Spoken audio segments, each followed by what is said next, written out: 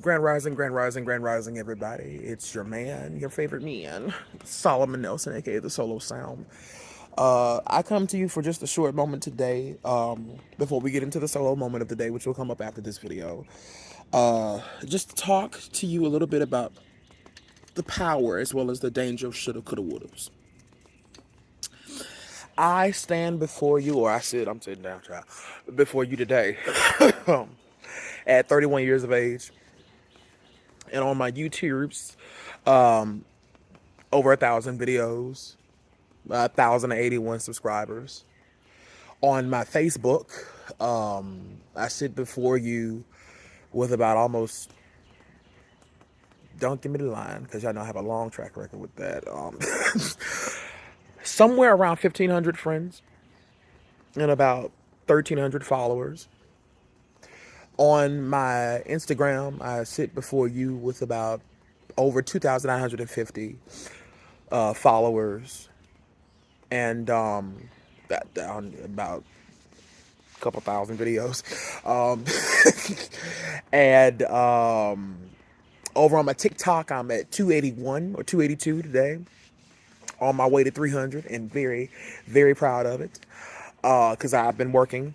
I've been working and building each one of those one by one. I'm not cheating the system. And on my Twitters, nothing R-rated, nothing out of pocket, nothing below the rules. And I sit before you with about 283, but I'll say that I've been stable. I've been consistent with that particular number for about the last like 5 or 6 years. But it's going up. I see people, coming and or going, like every couple of days and whatnot like that. But the consistency is where I'm at in my life and in my recovery. And so the reason why I wanted to talk to y'all briefly before the sky falls again is there's a beautiful part of shoulda, coulda, wouldas. Child. There's a beautiful part of shoulda, coulda, wouldas. And with me in particular, I put down my shouldas. Oh, I shoulda did this and I shoulda did that around 23. When I didn't complete my master's program at the University of Southern California. And not because I wasn't afforded the opportunity, but because I didn't really know the magnitude of what it is that I was doing. And I was doing it not for the best and the most organic and personable of reasons. I put down my could-haves at 25 when I stepped out on my own and also lost my mother and later on lost myself. And I'm at a point with my would-haves where it's like, oh, had I just, done this and, been like, oh, I could do this or I could do that, or really believed in my gift and in my craft. Let's just say even 10 years ago at 21, I probably would have been further than I am even in my music career now. But I really thank God. And I thank him and him alone, in terms of my deity and my higher power, in terms of the collective of my support system and my support team, like my sister, my nieces and my nephew, my fraternity brothers and my friends and the people that genuinely love me and that rock with me, my family that chooses me, even in my gayness.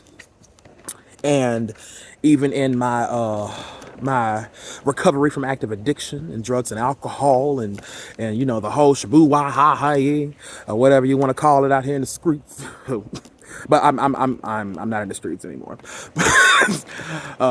And not to make light of that either, but just trying shit that didn't have a really good place, so that it didn't really fit into what it is that my life's purpose was being called to be, or also just doing stuff because I wanted to do it.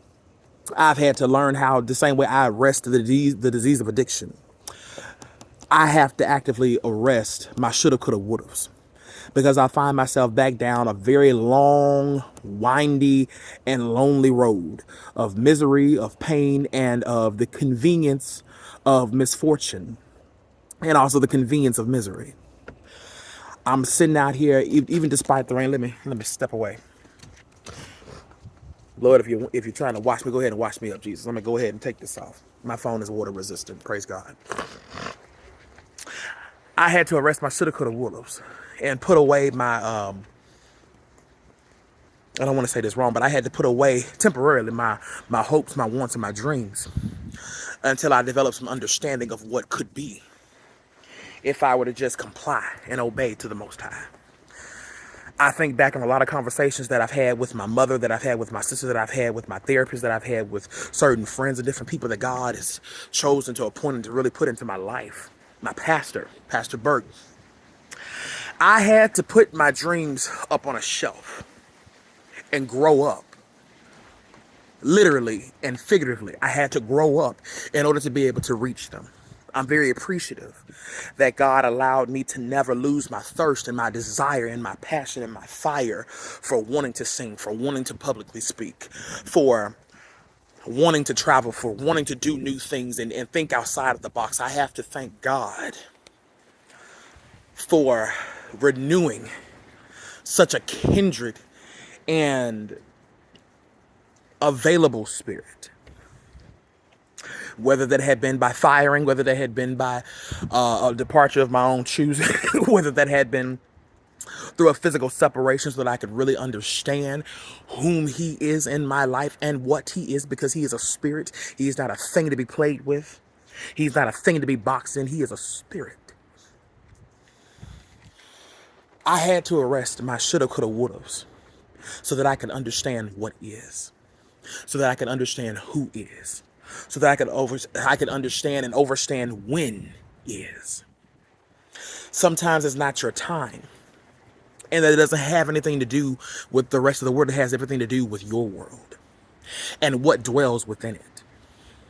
I thank God that at 31, I have the clarity of mind to not want to go out and be like, oh, let me try this. Oh, let me try that. Oh, let me go here. Oh, let me go there. Oh, let me hang with. Oh, let me hang around with. Oh, let me do this. Oh, let me do that. I'm thankful that at 31, I'm not in a grave somewhere, because I've done more than enough to earn my spot. But I thank God that he chose to say, not that one, not mine, not him. Not even a not yet, not him. He's going to get it. He's going to sit down and he's going to get it. And you want to know why? Because I'm going to sit here and I'm going to wait for him. He has no choice but to be excellent. He has no choice but to be great. He has no choice but to heal. He has no choice but to kill that in him that I did not place there. I serve a good and mighty God. And I don't understand how he continues to respectfully love me. How he continues to wait. How he continues to be like, all right, move it along.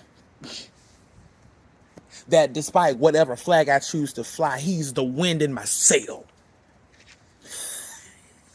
Some of that's going over right in y'all heads, and it's okay. If it's for you, it's for you, and if it's not, it's not. But I just want to take a moment to say that I should have paid more attention. I could have been permanently redirected off the path that he called me to be. But you know what? I'm going to take a hold of that wood. Get your minds out the gutter. I'm going to take a hold of the wood, W-O-U-L-D. And I'm going to look at the have, would have, right? Because it's should have, could have, would have. I should have done something more permeating with my talent, with my capabilities, and with my dreams and my desires. But I didn't understand whom it is that I needed to connect to and whom I needed to disconnect from. I didn't. And it took me 10 years to really start understanding what that looked like. And some of that had to endure through struggle. Some of that I had to endure through sacrifice. Some of that I had to endure through loss. Some of that I had to really learn how to build a bridge unto in a space where it was nobody but him. I could have. The 3 times in my life when I've overdosed, I could have died and stayed dead. I could have not been brought back to life. I could have stayed going down the wrong path for the wrong reasons in my right mind. But he didn't let me. So, Father God, if you would have me, that's what I mean by taking a hold of the wood. If you would still have me, which I know that you do, I'm going to get it right this time because I have no choice. because it is my choice to do it right. I look at my YouTube, I've crossed over 1,081 subscribers. I remember when I had to fight and everything just to get to 50. And I feel like I had no more fight left in me. And I've swelled to over 1,030 something more people over the last 2 years. I'm comfortable in my skin. I'm comfortable being who I am. And learning that who I am does not have to be some mean and nasty, evil, hard, evil acting, just nasty with a capital T-Y ass person. That I can think before it is that I speak, that I can obey and comply instead of resisting something that is a natural fit. When I hush and when I listen and I observe and I pay attention. I know this video is going a little long, but it's okay. Because my life could have been a little short. And I know that sometimes my comparisons is like the fact that I really could have been dead and gone, but the more that I started to learn and live, and my elders used to tell me, live a little longer, you'll get there, you'll see it. I'm appreciative, and I can reference my life having been cut short because there have been 3 times I had to be revived. And I would just like to share with you that if you are holding on to resentment, if you are holding on to disparity, if you're holding on to malice, if you're holding on to anything that does not serve you and is taking up a large portion of your mind, of your heart, of your space, let that shit go. Let it go. Because it's not serving you any. It doesn't mean you anything. And peace comes when you let it go. The right things. The right things are more easily attracted to you and your direction when you let the bad things go. When you let go of old misconceptions or preceptions or whatever of acception there may be.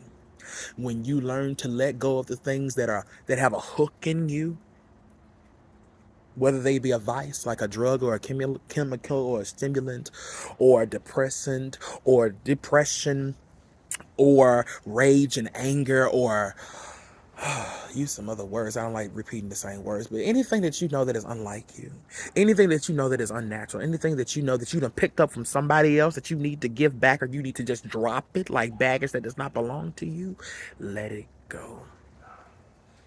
That's when your peace, which never really left you, starts to unveil itself, because it's not going to dwell around darkness and around something that is not equally yoked to it.